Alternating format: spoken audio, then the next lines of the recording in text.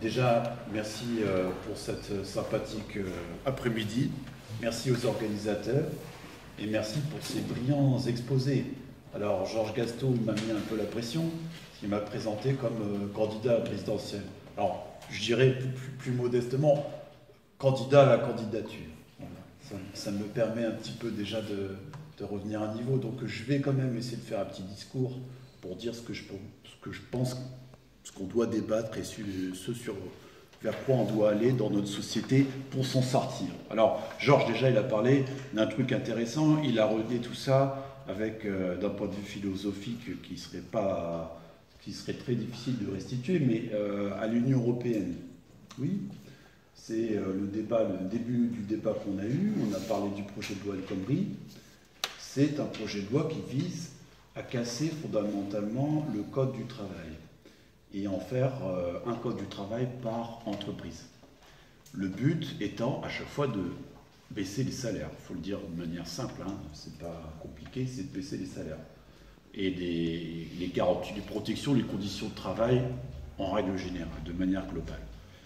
Et ce que j'aurais envie de dire aussi là-dessus, c'est que des forces politiques, et je rebondis aussi sur la perversité de la situation politique dans laquelle nous sommes, c'est qu'on doit affronter des forces politiques, bon, certes gouvernementales qui n'avancent pas masquées, mais également des forces perverses, politiques perverses. Je pense notamment au Front National, qui, par exemple, sur un texte comme le projet de loi El Khomri, a des arguments qui ne sont pas très clairs. Ne dit pas non, ne dit pas oui, il dit plutôt non parce qu'il ne peut pas dire oui à Hollande, mais vous avez toujours, comme au Front National, deux discours finalement. Vous avez le discours de l'attente, qui est plutôt, essaye d'aller sur un petit côté social, et vous avez le discours du vrai Front National, celui qui s'économise le vernis, on va dire, qui est celui de la nièce, qui est beaucoup plus intéressant. La nièce Marion Maréchal Le Pen qui dit ce projet de loi est excellent, il va permettre de flexibiliser le travail et de répondre aux besoins des entreprises. Très intéressant. Là, on voit quand même de quel côté se met le Front National, du côté du grand capital, du capital et du capitalisme. Alors, pour répondre moi, j'apporterai aussi mon idée. Faut-il s'approprier les grands moyens de production ? Parce qu'on dit qu'il y a une nouvelle économie, maintenant, coopérative, c'est magique, c'est formidable. Avant, on faisait le coup de la nouvelle économie, tout ça s'est échangé. Ces grands moyens de production existent-ils toujours ? C'est la seule question à laquelle il faut répondre. Oui, ils existent toujours. Le CAC 40, ça existe toujours. Uber, c'est bel et bien une grande entreprise. Donc, bien sûr qu'il faut les socialiser. Et le fond et la forme, finalement, on confond un peu tout dans ce débat-là. Moi, on parle aussi de nouvelle économie. Bon, voilà, c'est ça. Il y a toujours des rapports d'exploitation, bien évidemment. Et il faut les déceler et il faut s'y attaquer. Alors, s'y attaquer comment ? On a aussi parlé tout à l'heure des statuts, de la question des statuts, du salariat et de l'inégalité des salariés. Je pense qu'il faudrait arriver à un statut unique du producteur. Ça paraît indispensable. Quand on parle, par exemple, du Code du travail actuel, il ne faut pas le défendre. Hein. Moi, je ne suis pas pour le défendre, finalement. Il faut reprendre l'offensive. Moi, je suis pour dynamiter, et je pense qu'il faut le dynamiter, ce Code du travail. Parce que ce Code du travail est un Code du travail patronal, fondamentalement. Ça, et donc, il faut reprendre l'offensive. L'offensive vers quoi ? Vers un statut unique du producteur qui assurerait une sécurité à tous. Parce qu'on n'a pas parlé de la sécurité. Finalement, on nous fait une société où nous sommes dans des batteries, nous sommes des poulets, et nous sommes dans des cages, priés de pondre le plus possible, et la poule, le travailleur qui ne pond pas assez, qu'est-ce qu'on lui fait ? On lui coupe la tête. On lui tranche la tête, quoi. C'est ça la société actuelle. Donc il n'y a aucune sécurité dans cette société-là. Et c'est aussi à travers, disons, la fin des collectifs de travail. On avait aussi un capitalisme qui s'est construit de manière, en concentrant dans des usines. Ces usines existent toujours, comme l'a dit Georges, elles ont été délocalisées d'ailleurs. Et maintenant, on a un capitalisme qui fait du downsizing. Je savais que ce serait difficile à dire, mais tous les termes anglais, je fais plaisir à Georges en parlant. Mais il déconcentre, il réduit les unités au maximum. Donc c'est ce que tu as dit tout à l'heure.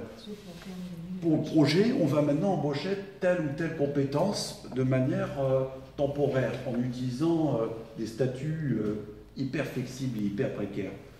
Et donc là-dessus, il faut réfléchir à un statut unique du producteur. Moi, je suis fonctionnaire, tu as parlé de ton expérience, je suis fonctionnaire, et je souhaite que tout le monde soit fonctionnaire. Si je le dis vulgairement comme ça, tout le monde comprend. Voilà. Tout le monde aura, disons, un salaire à vie qui évoluera dans le temps, qui ne sera pas forcément le même en fonction des compétences et des qualifications, mais ce serait garanti pour tous. On a parlé d'un socle, d'une béquille minimale du capital, ça c'est le revenu universel. Par exemple, on donne 500 €, même Fillon il est pour, on donne 500 € à tout le monde et après démerdez-vous, quoi.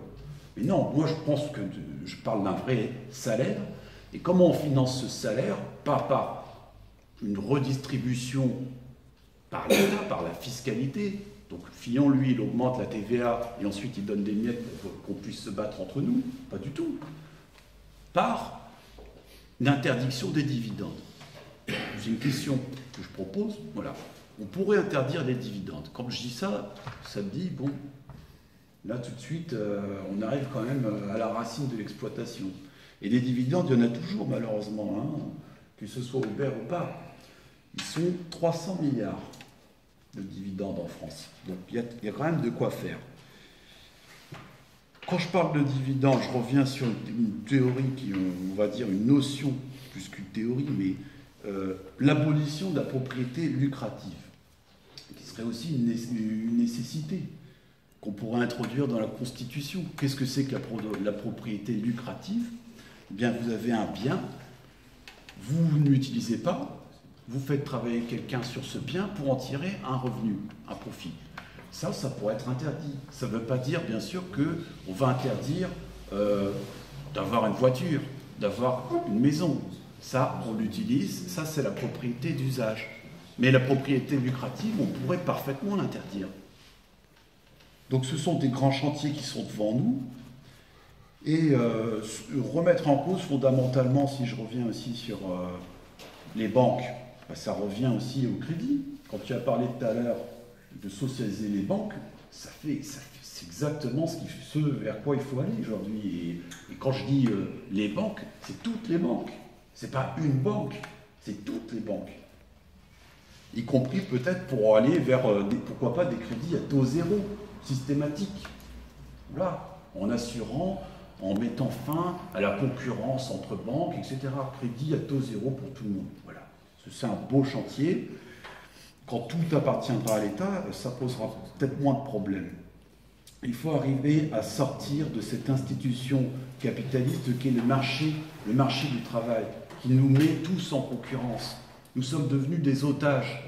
Il faut nous libérer finalement. Il faut vraiment nous libérer de ça. On arrive, on sort des études, et puis il faut se vendre absolument. Et la menace, c'est quoi? Sinon, vous ne bouffez pas. Vous ne bouffez pas ou vous rentrez chez vos parents. Il faut bien s'entendre avec ses parents, c'est ça la réalité. Donc le projet communiste, pour moi ou socialiste, c'est un projet de libération des individus. On dit souvent, bah oui, on va nous sortir, voilà, les caricatures, mais non, c'est bel et bien notre projet, plus que l'égalité peut-être même, hein. Plus que l'égalité, je définirais comme un projet de libération de l'individu. Et je vous remercie de m'avoir écouté. Merci. Et enregistré. Et enregistré. Est-ce que quelqu'un d'autre